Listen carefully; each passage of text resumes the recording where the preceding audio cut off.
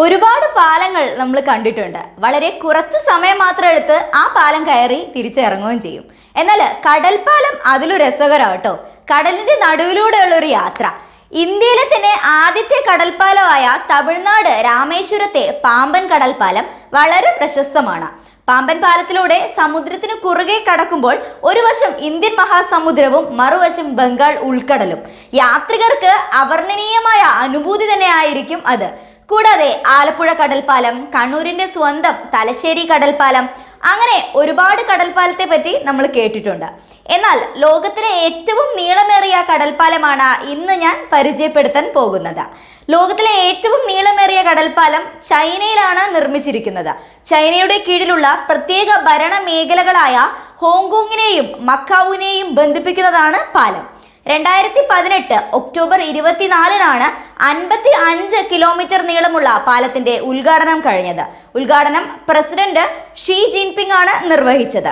$2000 കോടി, ഏകദേശം 1.34 ലക്ഷം കോടി രൂപ ചെലവിൽ പൂർത്തിയാക്കിയ പാലത്തിന്റെ നിർമ്മാണം 2009 ഡിസംബറിലാണ് തുടങ്ങിയത്. പാലം വന്നതോടെ ഹോങ്കോങ് മക്കാവു യാത്രാ സമയം 3 മണിക്കൂറിൽ നിന്ന് 30 മിനിറ്റായി കുറഞ്ഞു. 6 വരിപ്പാതയിൽ 3 തൂക്കുപാലങ്ങൾ, 3 കൃത്രിമ ദ്വീപുകൾ, 1 തുരങ്കം എന്നിവയുണ്ട്. America, Britain, Denmark, Japan, Netherlands തുടങ്ങി 14 രാജ്യങ്ങളിൽ നിന്നുള്ള വിദഗ്ധരുടെ കൂട്ടായ്മയിലാണ് വിസ്മയകരമായ ഈ പാലം നിർമ്മാണം പൂർത്തിയാക്കിയത്. 4,20,000 ടൺ സ്റ്റീലാണ് ഈ പദ്ധതിക്കായി ഉപയോഗിച്ചത്. ഇത് 60 ഈഫൽ ടവർ നിർമ്മിക്കാനുള്ള സ്റ്റീലിന് തുല്യമാണ്. 7 വർഷമെടുത്താണ് പാലത്തിന്റെ നിർമ്മാണം പൂർത്തിയാക്കിയത്. 10 മിനിറ്റ് ഇടവിട്ടുള്ള ബസ് സർവീസ് ഉൾപ്പെടെ ദിവസം 40,000 വാഹനങ്ങൾ ഇതുവഴി കടന്നു പോകും. പാലത്തിലൂടെ സ്വകാര്യ വാഹനങ്ങൾ കർശന നിയന്ത്രണത്തോടു കൂടിയേ അനുവദിക്കുകയുള്ളൂ. നേരത്തെ അനുമതി വാങ്ങുന്നവർക്ക് മാത്രമേ പാലത്തിലൂടെ സഞ്ചരിക്കാൻ കഴിയുകയുമുള്ളൂ. ചൈന മീഡിയ ഗ്രൂപ്പിന്റെ ഡബിൾ ഡെക്കർ ബസ്സാണ് ഈ പാലത്തിലൂടെ സഞ്ചരിച്ച ആദ്യ വാഹനം. പാലത്തിന്റെ നിർമ്മാണ കാലഘട്ടത്തിൽ തന്നെ വിവാദങ്ങളും ഉടലെടുത്തിരുന്നു. സുരക്ഷയെക്കുറിച്ചുള്ള ആശങ്കകളായിരുന്നു പ്രധാനം.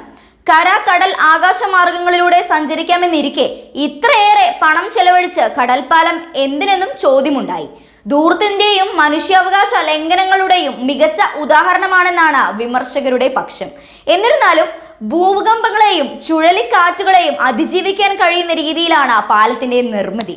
അതുകൊണ്ട് തന്നെ വികസന കാര്യത്തിൽ രാജ്യം കൈവരിച്ചിരിക്കുന്ന കുതിച്ചുചാട്ടത്തിന്റെ മികച്ച ഉദാഹരണമാണിത് എന്നതിൽ യാതൊരു സംശയവുമില്ല. കൂടുതൽ വാർത്തകൾക്കും വിശേഷങ്ങൾക്കും News Tag Live TV subscribe ചെയ്യുക.